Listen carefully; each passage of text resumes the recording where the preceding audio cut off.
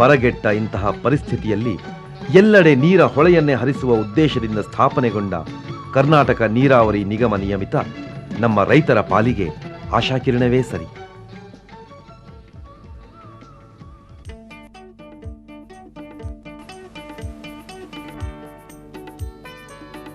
ಮುಂಡರಗಿ ತಾಲ್ಲೂಕಿನ ಹೆಮ್ಮಗಿ ಗ್ರಾಮದ ಬಳಿ ಅನುಷ್ಠಾನವಾಗುತ್ತಿರುವ ಸಿಂಗಟಲೂರು ಏತ ನೀರಾವರಿ ಯೋಜನೆಯಿಂದ ತುಂಗಭದ್ರಾ ನದಿಯ ನೀರನ್ನು ಬಳಸಿಕೊಂಡು ಬಳ್ಳಾರಿ, ಕೊಪ್ಪಳ ಮತ್ತು ಗದಗ ಜಿಲ್ಲೆಗಳ 67,584 ಹೆಕ್ಟೇರ್ ಪ್ರದೇಶಕ್ಕೆ ನೀರೊದಗಿಸಲು ಉದ್ದೇಶಿಸಲಾಗಿದೆ.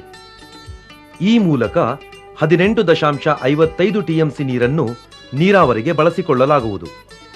595 ಕೋಟಿ ರೂಪಾಯಿಗಳ ಅಂದಾಜು ವೆಚ್ಚದಲ್ಲಿ ಈ ಯೋಜನೆಯನ್ನು ಕೈಗೊಳ್ಳಲಾಗುತ್ತಿದ್ದು, ಅಣೆಕಟ್ಟು ಮತ್ತು ಕಾಲುವೆಗಳ ನಿರ್ಮಾಣ ಕಾಮಗಾರಿಗಳು ಪ್ರಾರಂಭಿಕ ಹಂತದಲ್ಲಿವೆ. ಬ್ಯಾರೇಜ್ ಭಾಗದ ಉಳಿಕೆ ಕಾಮಗಾರಿಗಳಿಗಾಗಿ ಟೆಂಡರ್ಗಳನ್ನು ಆಹ್ವಾನಿಸಲಾಗಿದೆ. ಬಲದಂಡೆಯ ಮೇಲಿನ ಒಳಹಾಯಿ ಕಾಲುವೆ ಮತ್ತು 10.8 ಕಿಲೋಮೀಟರ್ಗಳ ಕಾಲುವೆಯ ಕಾಮಗಾರಿಗಳು ಬಹುತೇಕ ಪೂರ್ಣಗೊಂಡಿವೆ.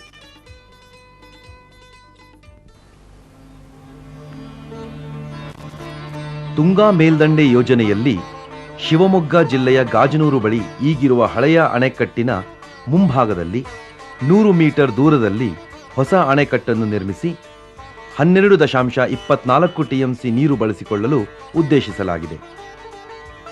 ಈ ನೀರನ್ನು ಶಿವಮೊಗ್ಗ, ಹೊನ್ನಾಳಿ, ಹಾವೇರಿ, ಹಿರೇಕೆರೂರು, ರಾಣಿಬೆನ್ನೂರು ಮತ್ತು ಹಾನಗಲ್ ತಾಲ್ಲೂಕಿನ ಕೃಷಿ ಭೂಮಿಗಳಿಗೆ ಒದಗಿಸಲಾಗುವುದು.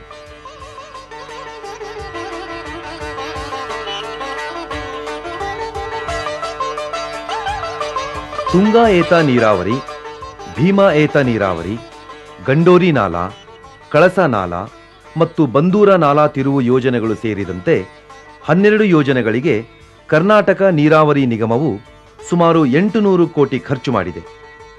ಈ ಎಲ್ಲಾ ಯೋಜನೆಗಳನ್ನು ಪೂರ್ಣಗೊಳಿಸಲು ಇನ್ನೂ ಸುಮಾರು 3,100 ಕೋಟಿಗಳ ಅವಶ್ಯಕತೆ ಇರುತ್ತದೆ. ಈ ಯೋಜನೆಗಳನ್ನು ಪೂರ್ಣಗೊಳಿಸಲು ಕರ್ನಾಟಕ ನೀರಾವರಿ ನಿಗಮವು ಸರ್ವ ಸಿದ್ಧತೆಗಳನ್ನು ಮಾಡಿಕೊಂಡಿದ್ದು, ಅಗತ್ಯ ಹಣವನ್ನು ಕ್ರೋಢೀಕರಿಸಲು ಸಿದ್ಧವಿರುತ್ತದೆ. ಕರ್ನಾಟಕ ನೀರಾವರಿ ನಿಗಮವು ಅನುಷ್ಠಾನಗೊಳಿಸುತ್ತಿರುವ ನೀರಾವರಿ ಯೋಜನೆಗಳ